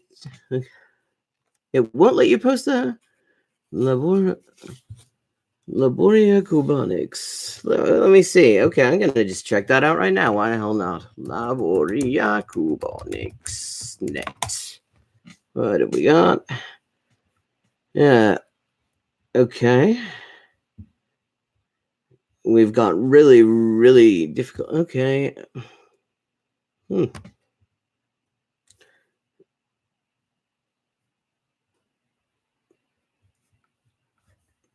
Xenofeminism. Политика отчуждения. Настраивать, нести, перепольница. Вот. Что вот. Ксенофеминизм политики отчуждения. Наш мир – головокружение. Это мир, кишащий технологическими проводниками, которые заряжают нашу повседневность абстракцией, виртуальностью и сложностью. КФ конструирует феминизм, адаптированный к таким реалиям. Феминизм небывалого хитроумия, масштаба и видения. Будущее, в котором воплощение гендерной справедливости и феминистической эмансипации способствует развитию универсалистских политик, смонтированных из потребностей каждого человека, производя сквозь расовые характеристики, способности, экономическое положение и географию.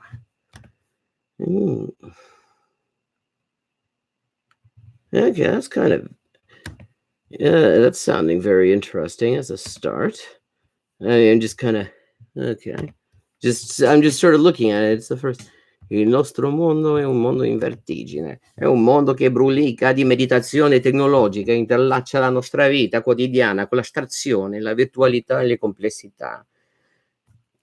XF costruisce un femminismo adattato a queste realtà, un femminismo di astuzia, scale e visione senza precedenti, un futuro nel quale la realizzazione della giustizia di genere e l'emancipazione femminista contribuiranno a una politica universalista assemblata a partire dalle esigenze di ogni essere umano, trascendendo razza, normabilità, capacità economiche e posizione geografica.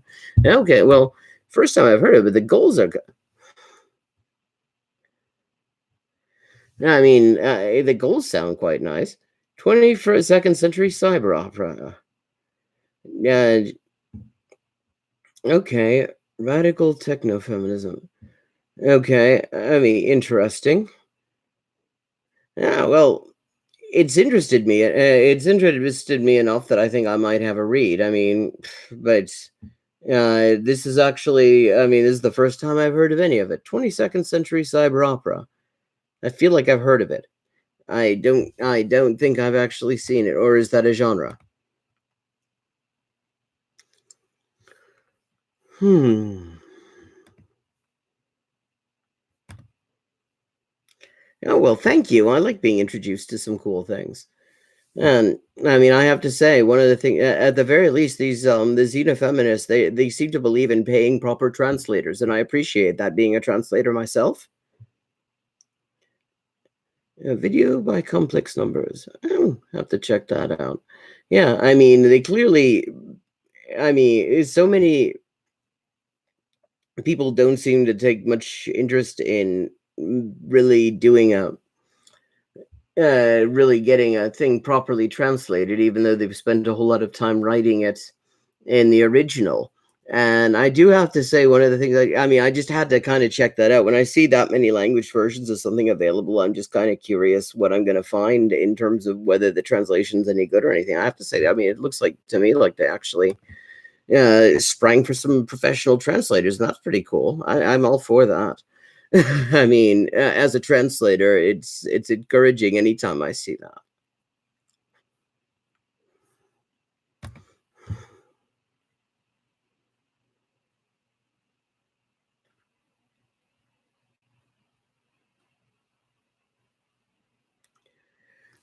Extending bread tube into the Francosphere.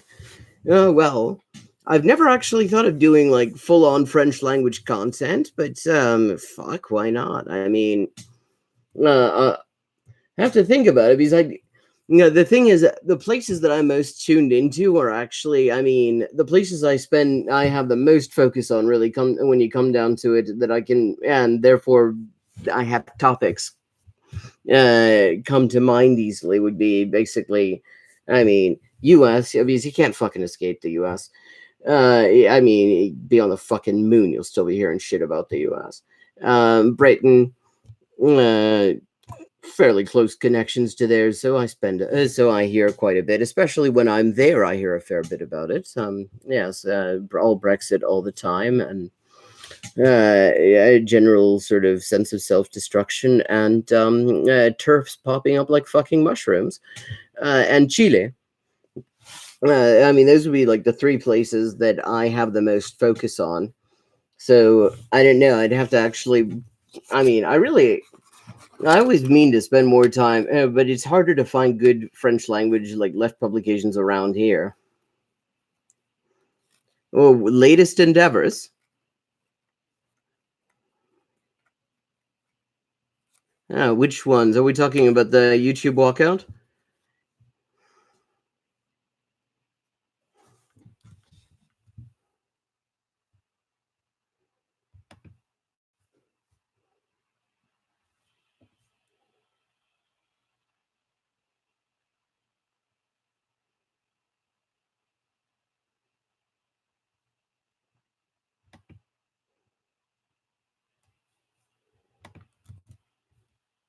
Yeah, I mean, to me, I it's not a term I use a whole lot, but I mean, I've always just thought of it as type people putting anarchist content of various sorts on, on YouTube. I mean, some of which I think is actually quite good.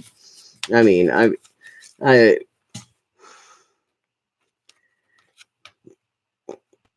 yeah, I mean, I'm a big fan of Thought Slime. I have to say, I really enjoy him.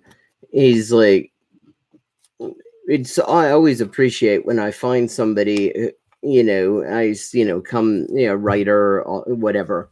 And each time I find something new by them, I find I actually appreciate them more rather than suddenly finding the bit where it's like, oh God, that's fucked up. Oh, okay, yeah. I mean, I don't know if the walkout's likely necessarily to achieve anything. I mean, I don't know what the kind of numbers they got on that was. I wasn't I have to say, I accidentally clicked on 2 YouTube links there. I was trying to really avoid it for those 3 days. Yes, Thought Slime is non-binary, but his pronouns are he, him. Let's find it out that we offer the accusative case for that. I mean, I don't think I've ever heard somebody where they have like the nominative case for the pronoun is she and their accusative case is them, but we just sort of gone into doing that. But he goes by he in any case.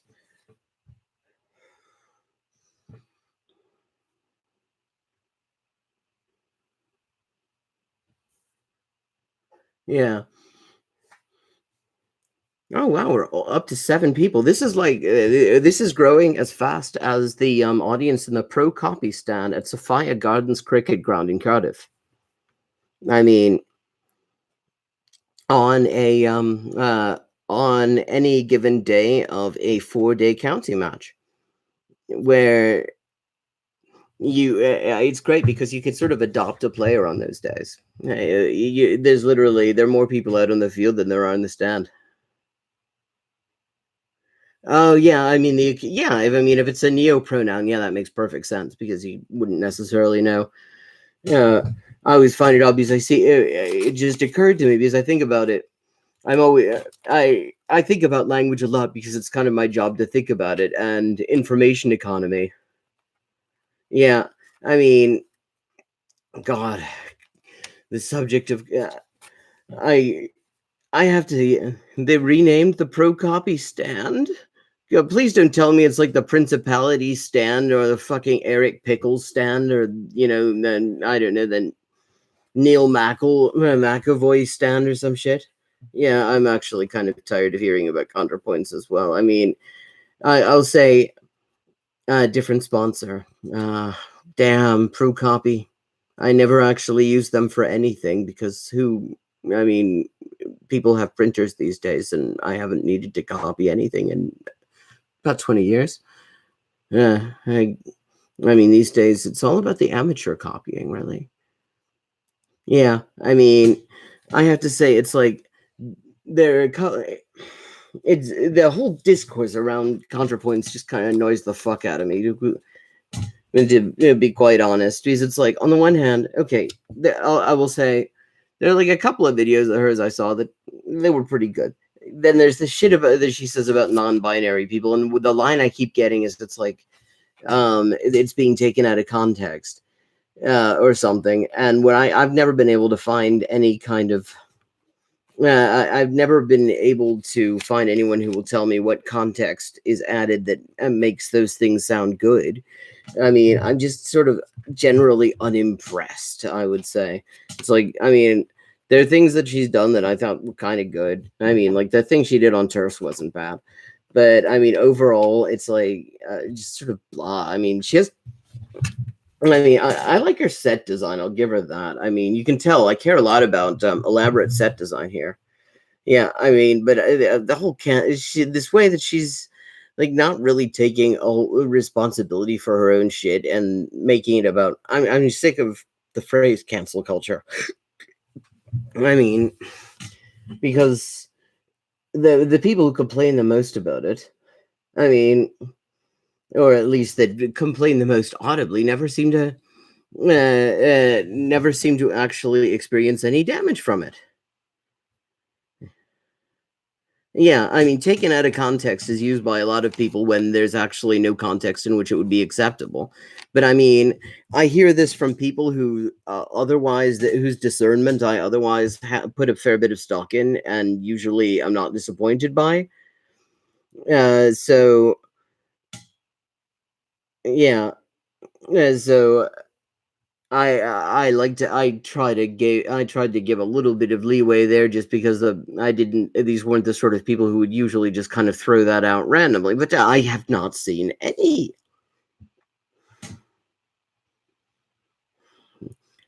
Cancel Lobster Boy, yes, but not the real lobster. Oh, and by the way, fun fact, I just learned this actually. Speaking of BreadTube, I learned this off of non-compete. If you're in a Vietnamese restaurant and they have something on the menu called tiger prawn or tiger shrimp, and you're wondering why it's so much more expensive than anything else with prawns in it, that's because somebody made a literal translation of the Vietnamese word for lobster, which is in fact tiger prawn, which makes me think they have really cool looking lobsters there. But yeah, so that's where that comes from, if you've ever wondered. I've never actually seen it, but I saw, and somehow lobsters are like following me today. There was lobster bisque being consumed at dinner, not by me because I can't eat fucking dairy. I mean, like, well, I can't eat cream. Let me put it that way. So, yeah, well, in a Vietnamese restaurant, uh, tiger prawns may be something completely different. Maybe lobsters, because the word in Vietnamese for lobster translates literally to tiger prawn.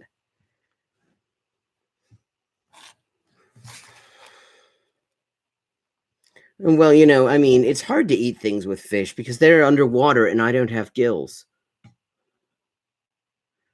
Yes. Yes, fuck Peterson. Except then I see videos of him and I can understand why anyone would want to.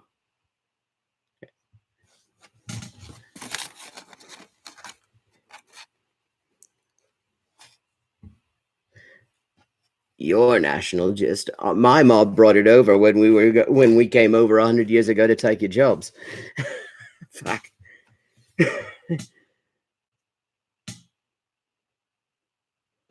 Yes, but you also have Tony Abbott. I mean, so I think you've got like a really weird combination of species there in general. I mean, he's some sort of a crustacean. Like, I mean, without the shell on it, and yeah, yeah. See, that's how you don't know, because the thing is, I don't really much like my ethnic cuisine. It doesn't have any spice to it. It's fucking bland North European stuff. There are like 2 or 3 things that I actually appreciate about it, and that's it. The rabbit is cactus. Oh god, I have to say, I think that all of Australia should get together. The people who are not directly involved in firefighting, and just sort of force Scummo to hang out in Cabago. So and just fucking live stream that as a fundraiser.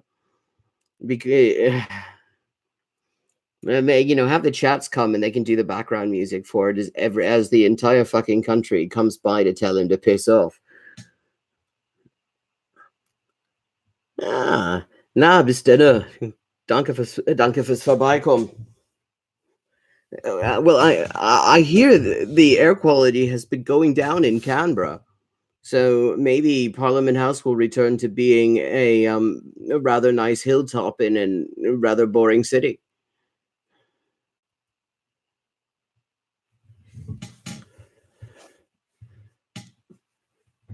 Yes, where does he live? I mean, I assume he lives someplace near Canberra, which is like yet another thing that has not recommended Canberra to me. I mean, I have to say, it's not like there are a whole lot of cities, but Canberra, in terms of Sydney. Yeah, I love the chats. The chats rock. I mean, I thank you for it. You introduced me to them too. I hadn't heard of them. They're like the Aussie version of half man, half biscuit. I totally dig them, especially that just ridiculous haircut on their lead singer. Yeah.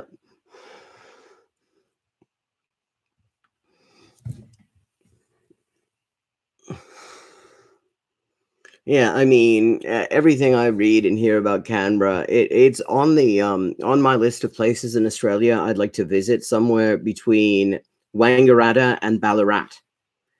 And both of those, I have it in good authority, are not really cities as much as they are the destination on a community order. Christ, they played Clobby Bach. God, that would have rocked. That would be like the first act I've heard that has been at Cluby Borbach in the time that I've had any association with the place that I've actually wanted to go to, because Don't know the Cosmic Psychos. I mean, I just love that. The thing that made me think that they were the sort of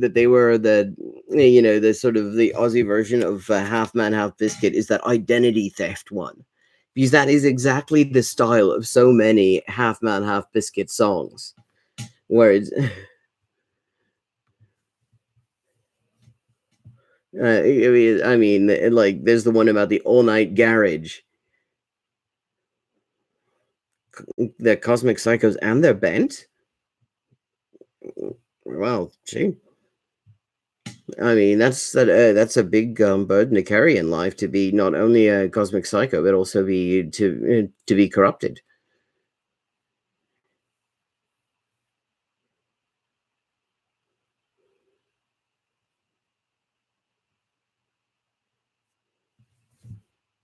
Yeah, I really need to get different lighting in here, because the way this is set up, I'm sort of like, I'm getting mesmerized by the rings under my eyes.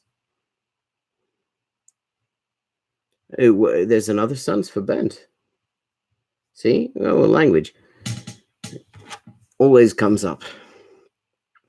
Ah, cool. Have to check them out too. Well, your last recommendation was certainly golden. You know what gets me though?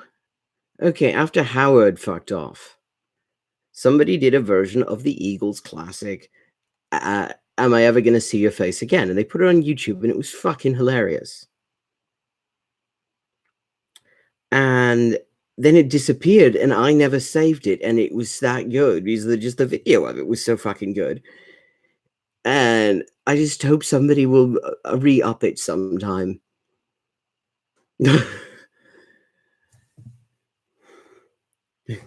I heard somebody getting nostalgic about Howard the other day, and I was like, what the fuck? I mean, he like required the dictionary to like to change the picture they have next to the word cunt. And now people are nostalgic. That doesn't say much for everybody who's been there since. Yeah, well, okay. So it's like, yeah, well, at least Howard wasn't as destructive as Scummo on the client, on the climate or something. It's like, I mean, that was one of the worst things he did. It was like, I mean, his signature horror, apart from like fucking his joining in the fucking war against Iraq. Christ.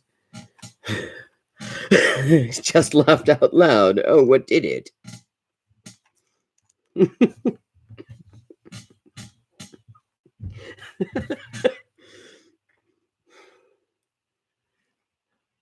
Oh, I wonder if I have any fucking red wine. God, the dog will wake up if I do get it. Fuck it. Yeah, 1 a.m. here. I should probably wrap up soon, because at some point it's going to start like causing people to wake up, or dogs to wake up, and it'll that will lead to unexpected interference. And God, 2 hours. I didn't get the teapot. It's not my teapot. I don't even think it's my mom's teapot. I think this is a teapot that came with the marriage.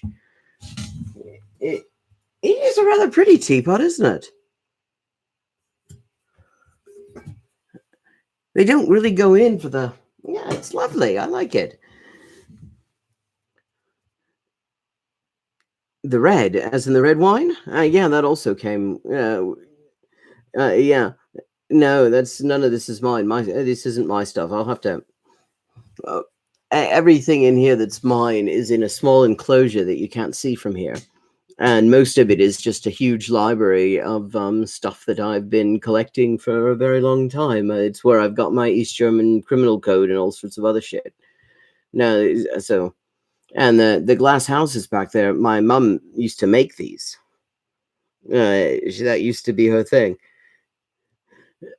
She's kind of given it up. I think she just got bored with it, but she did some absolutely amazing ones. But the really amazing ones aren't down here. This is where the ones where she just doesn't have a place to put them are. I mean, they're cool too, but yeah. What,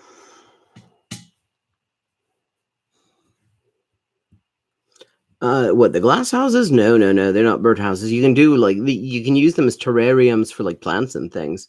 But you wouldn't want birds to, because the thing is that the way they're soldered together, that's lead solder. I mean, the flux is lead. So you really wouldn't want anything that's likely to eat it. Yes. Yes, Chloe, the extremely high-pitched Ewok is indeed asleep, and hopefully will be for a very long time yet, because that would cause all hell to break loose if she woke up. Which is why I'm probably going to be wrapping up fairly soon.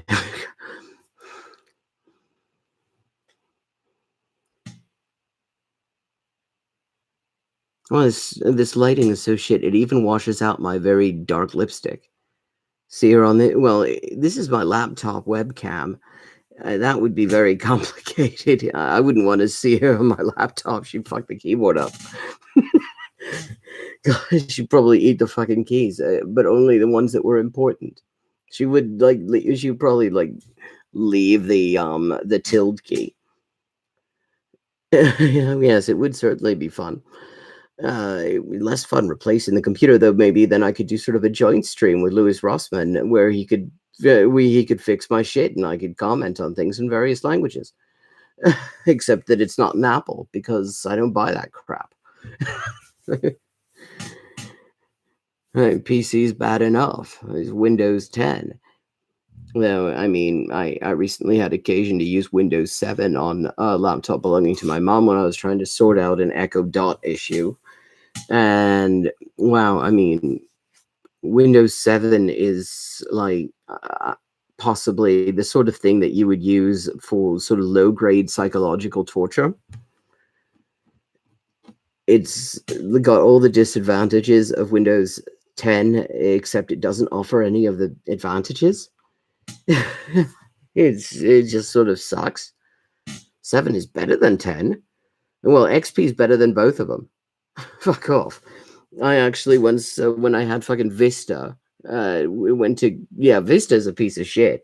I actually went to great lengths to upgrade my Vista desktop to XP, because XP at least functioned stably. I mean, the only thing I've ever had worse than Vista was Millennium Edition. So, yeah, XP was okay in 2003, and it's apparently, at least a fair bit of the British public sector still uses it today. You kind of hope that the Home Office would be amongst them, really. I mean, that could... you could really sort a lot of things out quickly if they... they ransomware the fuck out of Britain with that WannaCry or whatever, because it turned out they were running fucking XP. But at the time, I was so fucking sick of Vista that I spent like $200 getting a copy of XP Pro. And then I had to spend weeks reverse compatibilizing all of my onboard devices, because it turned out they had not designed this to be these devices, the drivers, to be able to be backwards compatible.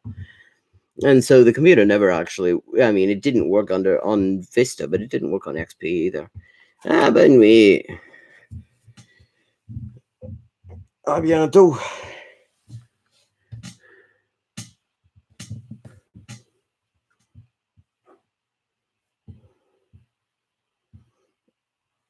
Yeah, I would switch to Linux, honestly, except the things that I need for work that I can't use Linux on. So, I mean, otherwise I would. I mean, if I could just sort of do everything in Kali Linux terminal. Maybe his terminal is wonderful. Terminal makes you feel like fucking war games. It doesn't really matter what you're doing.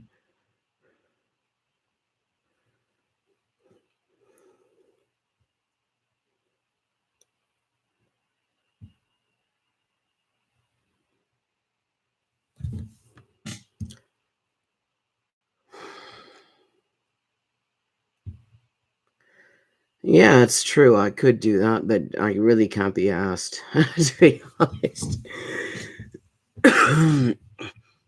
Windows hasn't become shit enough that I will actually, brook that sort of a complex solution that would be just a pain in the ass. Okay. think I think I'll be wrapping it up for tonight just because I'm sort of running out of things to talk about, and I think I'm probably going to start like bothering people who are trying to sleep fairly soon. But this has been great. I hope you've all enjoyed it. And if you enjoy this here, I'm going to put the link to my Patreon. If you want to, I'm love having supporters on there. I very much appreciate them, and you can also find my writings on here. Yeah, I'm always happy to find patrons.